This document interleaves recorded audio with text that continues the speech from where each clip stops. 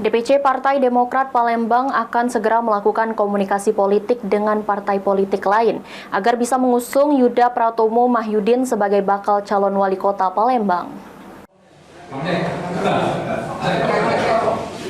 Yuda Pratomo Mahyudin telah menyatakan keinginannya untuk maju sebagai bakal calon wali kota Palembang dan telah mendapatkan restu dari DPP Demokrat yang diketuai oleh Agus Harimurti Yudhoyono.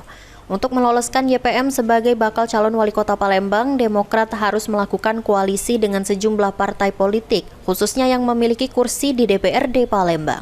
Bukan persyaratan 20% dari jumlah kursi DPRD.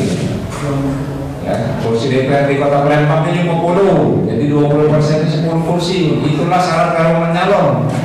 Ya. Nah, kalau menggunakan kursi saat ini, Demokrat ini 6. Kalau menggunakan kursi sebelumnya 9. Ya. Nah, kita sampai sekarang belum tahu. Karena PKB belum tahu pakai yang 6 atau pakai yang 9. Ya kan?